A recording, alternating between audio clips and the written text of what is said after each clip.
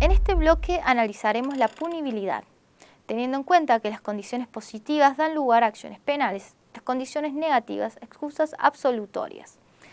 En cuanto a las modalidades de persecución penal, distinguiremos instancia pública de oficio, instancias públicas dependientes de instancia privada e instancia privada.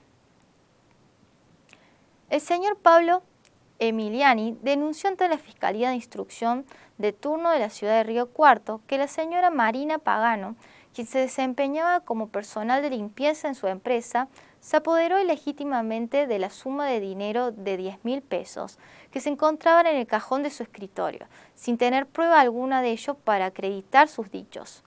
Posteriormente, ante tal situación, Marina recurre al registro fílmico de la empresa para aportar pruebas de su inocencia y se observa que quien se apoderó de ello era el hijo del señor Pablo Emiliani. El 17 de abril de 2018, a las 22 horas, el señor Alejandro Gulen, en oportunidad que se encontraba caminando por la calle General Paz de la ciudad de Altagracia, fue atacado por dos individuos no individualizados por la instrucción, quienes conducían una motocicleta. Los mismos le habrían disparado 2 tiros que impactaron en su pecho, provocando su muerte. Claudio expresa que siendo el 19 de marzo del 2022, el señor Pérez José, amigo de la familia, se presentó en su hogar donde habita junto a sus progenitores y tras la ausencia de estos y haciendo uso de fuerza sobre ella, realizó tocamientos en sus zonas íntimas sin su debido consentimiento. Aspectos a tener en cuenta para identificar qué acción penal se trata. En primer lugar, recurrir al Código Penal para identificar qué figura penal se trata. Una vez identificado, recurrir a los artículos que regulan los tipos de acción, es decir, artículos 71 y 73. Observar en la descripción de los hechos cuál es la situación fáctica, qué bien jurídico se encuentra lesionado, quién puede o debe denunciar y qué puede hacer el Estado o no de oficio en virtud de su poder punitivo. A continuación, veremos distintas modalidades de extinción de la persecución penal. Entre ellas encontramos muerte, en el artículo 59, también la amnistía, la prescripción. Además, la renuncia del agraviado, la oblación voluntaria y la suspensión de juicio a prueba, en el artículo 76. En cuanto a la extinción de la acción, Marisa Pagano, tras haber iniciado acciones por calumnias contra Pablo Emiliani por el delito que él mismo le atribuyó sin tener prueba suficiente, desiste de la misma.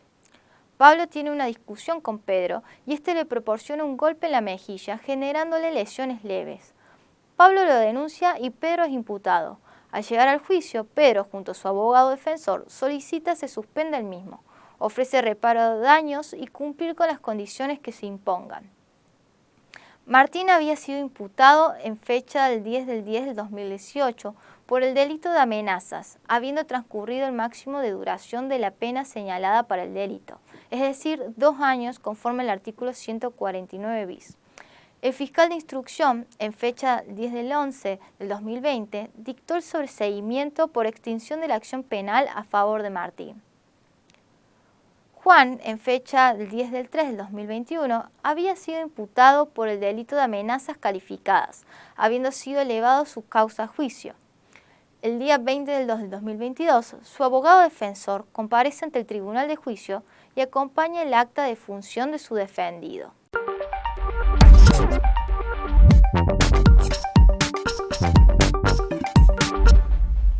Nos centraremos en las sanciones jurídicas frente al delito. Entre ellas encontramos las penas, medidas de seguridad y reparación. Si las clasificamos según sus especies, pueden ser penas privativas, como la reclusión o prisión, pecuniaria, multa, comiso o decomiso, impeditiva, como la inhabilitación. En cuanto a la clasificación teniendo en cuenta las clases, pueden ser principales o accesorias. Principales, prisión, multa, inhabilitación, y accesorias, inhabilitación y decomiso. Las penas pueden ser perpetuas o temporales, estableciendo mínimos y máximos en estos últimos casos. Además, pueden presentar una principal, donde va a estar sola o alternativa, por ejemplo, prisión o multa, o de forma acumulativa, por ejemplo, en el caso de que se diga prisión, multa e inhabilitación. A continuación se describen situaciones fácticas para distinguir de qué tipo de pena se trata a los fines de clasificarlos según lo analizado en el módulo.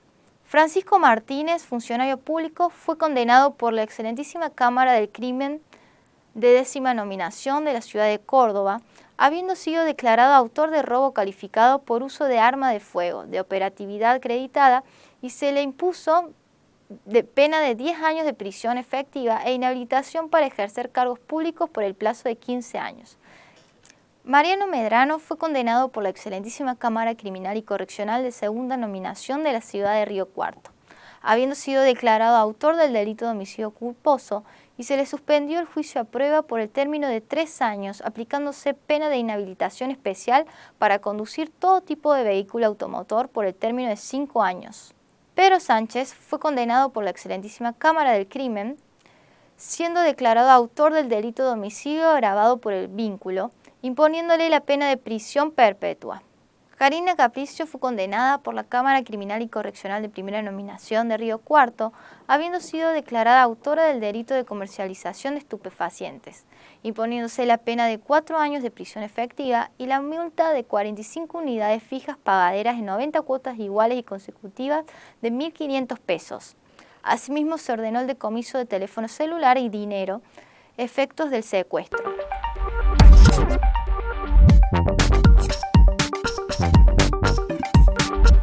Veamos ahora la ejecución de la pena privativa de libertad, la cual se rige por la Ley 24.660 y su modificatoria Ley 27.375. El fin es lograr que el condenado adquiera la capacidad de comprender y respetar la ley en miras a su adecuada reinserción social. La característica central es la progresividad. Podemos observar 4 períodos. Primero de ellos la observación, tratamiento, prueba y libertad condicional o asistida. Analizaremos institutos liberatorios, como la libertad condicional, la cual presenta como requisito temporal el cumplimiento de ciertos plazos. Si se trata de un condenado a reclusión o prisión perpetua, debe haber cumplido 35 años de condena. En el caso de un condenado a reclusión o prisión por más de 3 años, debe haber cumplido los 2/3. En caso de condena a reclusión o prisión por 3 años o menos, debe haber cumplido 1 año de reclusión u 8 meses de prisión. En cuanto a los requisitos positivos, debe observar con regularidad los reglamentos carcelarios y podrá obtener la libertad por resolución judicial previo informe de la dirección del establecimiento e informe de peritos que pronostiquen que en forma individualizada y favorable su reinserción social bajo las condiciones que se detallan. En cuanto al requisito negativo, no debe ser reincidente y no encontrarse incluido en los delitos comprendidos en el artículo 14, segundo párrafo del Código Penal. Veamos un caso. Martín fue condenado con pena de prisión de 3 años, prisión efectiva. No es reincidente y fue detenido en fecha del 1/7 de 2021. Según la redacción del artículo 13 del Código Penal, ¿a qué instituto liberatorio podría acceder? ¿Cuál es la opción correcta? Libertad asistida porque no es reincidente, libertad condicional porque transcurrieron los 8 meses que la ley exige a los fines de acceder al beneficio. Pedro fue condenado a la pena de 8 años de prisión efectiva, habiendo sido declarado reincidente y su cumplimiento total de pena es en el mes de octubre del corriente año. ¿Qué beneficio liberatorio puede solicitar? ¿Cuál es la opción correcta? Libertad condicional porque ha transcurrido 2/3 partes de la condena, o libertad asistida porque es reincidente y se encuentra dentro de los 6 meses anteriores al agotamiento de la pena impuesta según el artículo 54 de la Ley 24.660.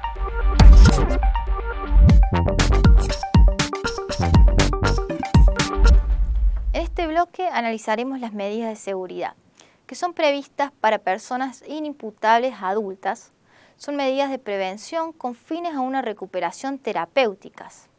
La Ley de Salud Mental establece que solo puede imponerse una internación por motivos de salud mental ante la comprobada existencia de riesgo cierto e inminente de daño grave para la persona o terceros. La internación debe durar el menor tiempo posible. Analicemos juntos la siguiente jurisprudencia de Ríos Martín sobre el recurso de casación del año 2010. El Tribunal Oral en lo Criminal de Buenos Aires decretó la inimputabilidad de Martín Ríos en los términos del artículo 34, inciso 1 del Código Penal, el cual contempla el supuesto de la falta de comprensión de los hechos ilícitos al momento de su ejecución por insuficiencia en las facultades mentales del sujeto, alteraciones morbosas de la misma u otras causales tales como el estado de inconsciencia, error o ignorancia de hecho, no imputables al agente. Ante tales circunstancias, los magistrados resolvieron imponer a Martín Ríos la medida de seguridad curativa contemplada en dicha disposición, con internación del mismo hasta tanto se manifieste haber desaparecido el peligro generado a sí mismo y a terceros.